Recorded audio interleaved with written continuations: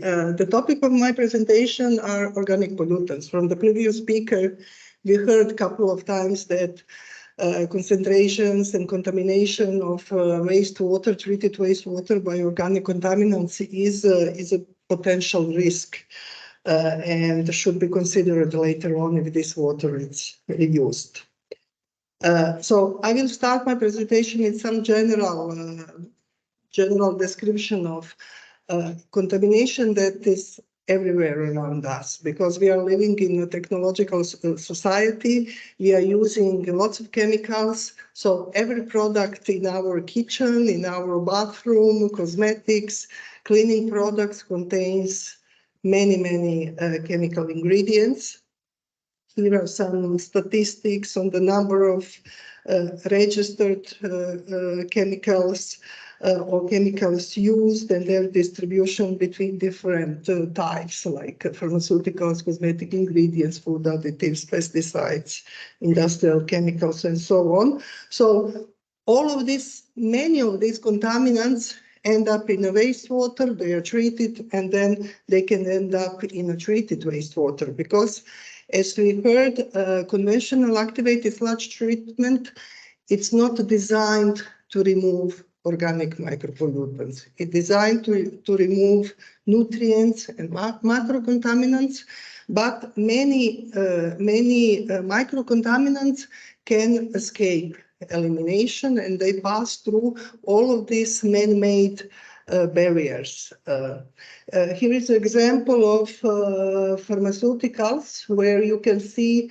it's a study of 200, 300 pharmaceuticals and their removal by conventional activated sludge treatment. So you can see here many of them experience one log removal, which means 90% or more. But here we have lots of pharmaceuticals. They are not removed in a conventional activated sludge treatment. Furthermore, of those removed, in many cases, we just have removal of parent compound, and we have formation of different transformation products, and many of them are still may represent some risk. So in wastewater reuse, here are different reuse categories. So in many cases, water contamination, emerging contaminants, trace organics are mentioned as a major constraint. So especially, so if we talk about irrigation of crops that are used for human consumption or for livestock, then they can enter into food chain. Then if we use wastewater for groundwater recharge, and then this water is again used for human consumption, and also in the case of potable, direct or de facto potable reuse. So when we talk about organic contaminants, this chemical space, it's a huge. We generally speak about priority contaminants and emerging contaminants. So just the basic description that this currently at the European level, but also in United States and by other legislation, the percentage of these regulated pollutants, it's tiny. And we have a huge amount of other contaminants present in wastewater and then present in the aquatic environment. Of regulated at the European level, we have 45 priority pollutants, and then we have a watch list that is updated every few years. This is the last from 2022 watch list with some hormones, antibiotics, pesticides, so sunscreen agents. So these are contaminants that require additional study, additional information on concentrations, on toxicity, and then at the European level, it will be decided if they represent a risk and they will be moved to priority list, or if there is no risk, they will be removed from watch list. So generally everything else are emerging contaminants. In many cases, we talk about pseudo-persistent. So it means that even if they are biodegradable, they are continuously introduced into environment. So we have continuously new inputs of these contaminants, so they are pseudo-persistent. They are typically, in many cases, we have compounds with high solubilities. They are not eliminated by wastewater treatment. Then there are potential risk for drinking water supply. And in many cases, we talk about large volume production contaminants like pesticides, pharmaceuticals. They are produced in high quantities. But in some, recent studies, the focus from classical emerging contaminants, I would say, like pharmaceuticals, like pesticides, it's moved to this persistent, mobile, toxic. So we are very interested in the contaminants that are mobile, from wastewater to soil, then to drinking water, and then they really represent a risk for human health. And here we have, I will later on talk about perfluorinated compounds. For example, we have examples of some that, for example, perfluorinated like PFOS are regulated at the European level, but now substitutes are actually very relevant because they are short chain and they are contaminants, they are very mobile and very persistent. So emerging contaminants, everything is there. Some classes like perfluorinated, flame retardants, not brominated, but generally bisphosphated, which are very polar, then pharmaceuticals, all kinds of personal care products. Macro and nanoplastics are also considered emerging contaminants, many industrial chemicals, and then a huge number of all transformation products, etc. So what is highlighted in red are three groups that I will say a little bit more about them. So pharmaceuticals, it's like it was my major field of research. We started with this maybe 15 years ago. And this is a group of contaminants that is very relevant. At European level, there are approximately 3,000 pharmaceutically active substances that are registered and approved for use. So consumption, it's high. This is some statistic, 15 grams per person per year. But of course, in Europe, United States, this consumption it's much higher in developed countries. And of course, our population is aging. So what we expect to see increase in the use of pharmaceuticals. They, of course, have a huge benefit for human health. And because of that, this specific group of contaminants, because legislation, it's not so easy. You need, it's quite easy to decide to ban a certain pesticide, for example, and to say, okay, glyphosate is toxic, let's find a substitution. But if you have a good anti-cancer drug, you won't ban that compound just because it's toxic for aquatic environment. So it's not so easy. Generally, they are not regulated, but now, some hormones, some pharmaceuticals at the European level, for example, are included at the watch list or even on the priority list. Their important properties that they are generally soluble, that they move quickly, they are made to be bioactive. So when they end up in the environment, they are bioactive. And in many cases, their transformation products continue to be bioactive. When they are often present in a treated wastewater, generally in low concentrations. But I will mention in this presentation many times, we are talking about long-term low-dose exposure. And we still do not have sufficient information to properly evaluate the risk of this long-term low-dose exposure, not just to pharmaceuticals, but to many other contaminants. Because it is evident that acute toxicity is minimal. But this low dose long term, we still don't know. And of course, we need to talk about chemical cocktails. We never have one compounds, we have hundreds of them. So we really don't know what kind of synergistic, agonistic, or any other effects are possible. Well, also the previous speaker mentioned antibiotics and potential influence in increase in antibiotic resistance in general coming from wastewater and reuse of wastewater.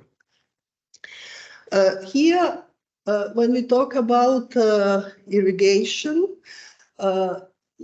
there is lots of evidence, and in the literature you will find numerous studies studying uptake of certain pharmaceuticals by certain crops, and they always found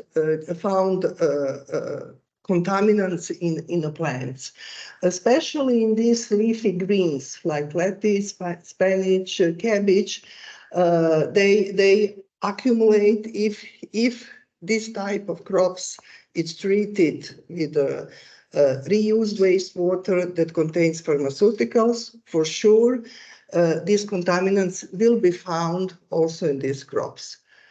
At low concentrations, very low concentrations, but still, I will repeat, we don't know what effect, what potential risk is of this low dose long-term exposure. So this part is still unclear and we need more studies. But if we look on previous study where for sure some effects are detected in aquatic environment on aquatic organisms, then we can also conclude that potentially some risk exists if pharmaceuticals and personal care products are introduced in the food chain, and then potentially also some effects exist for humans. Second group are micro and nanoplastics, some basic definitions. There are lots of microplastics and nanoplastics that can be classified or by size, or by origin, or by form, or by composition. And I won't go into analytical part. That is one presentation can be just on analysis of microplastics. That is extremely tricky and extremely complicated. This is a little bit on presence of microplastics in the environment. So far, the emphasis was always on microplastics, maybe in a marine environment, because marine environments, it's a final sink for microplastics. But for example, urban wastewater, especially coming from washing, textile, it's one important source of microplastics.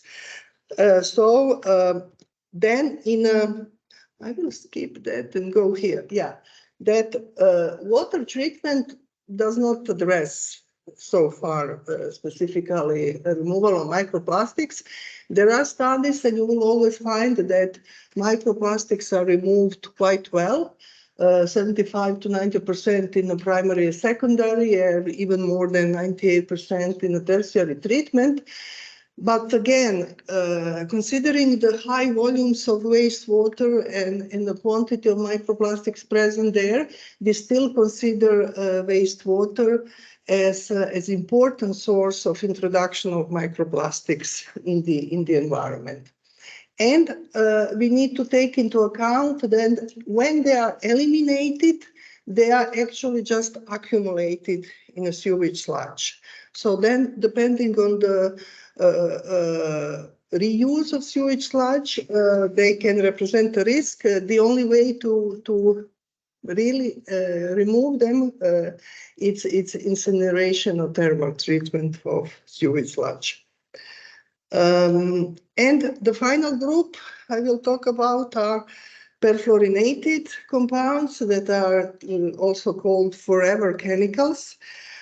These are group of contaminants, chemicals that make these fluoropolymer coatings on different products that needs to be resistant to heat, to oil, to water, to grease, and we use them every day from Gore-Tex jacket, waterproof, all pans in a kitchen, all these plastic, paper, plastic bags that need to be resistant to grease.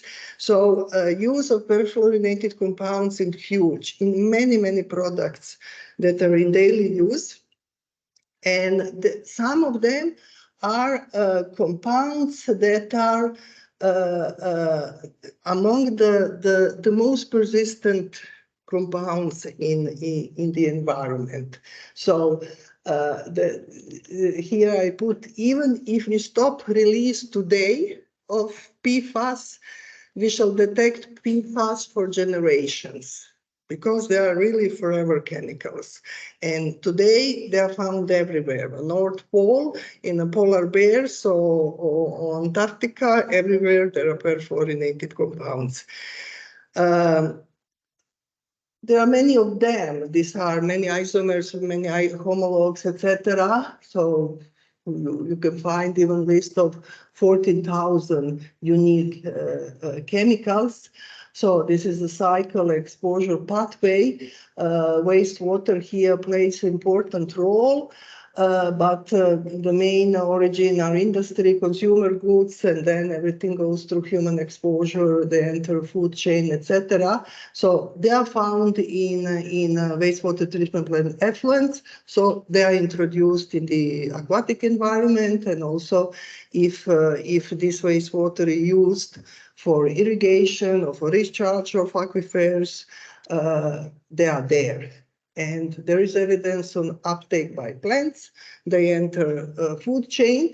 And here the critical are short chain, because degradation of PFAS typically goes from large chain to short chain. And short chain PFAS are those who are mobile, who are very polar, and analytically difficult to detect and to analyze. So they represent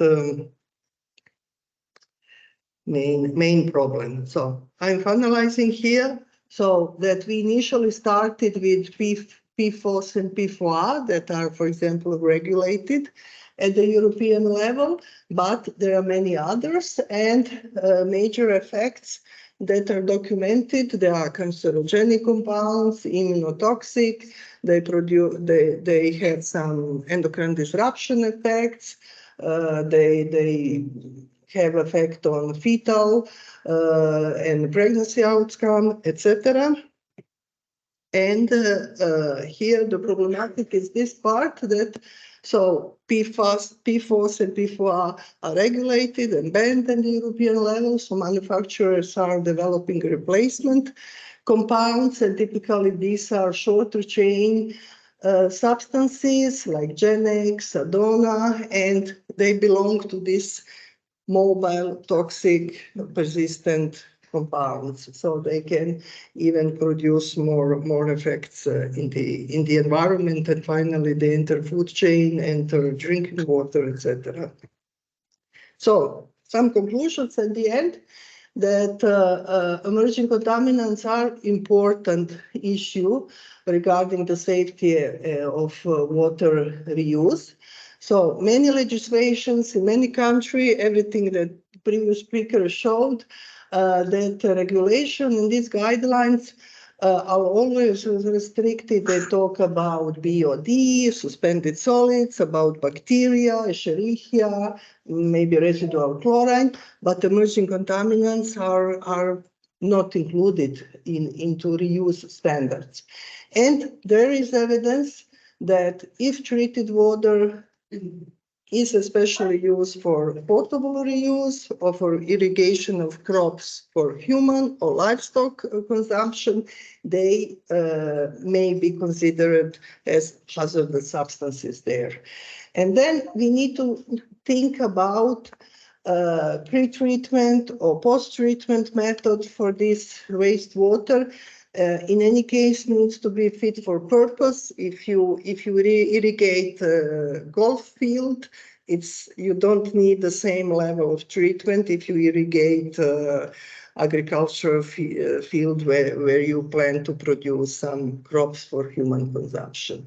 But this environmental health risk, they need to be considered and need to be properly managed. So thank you very much for attention.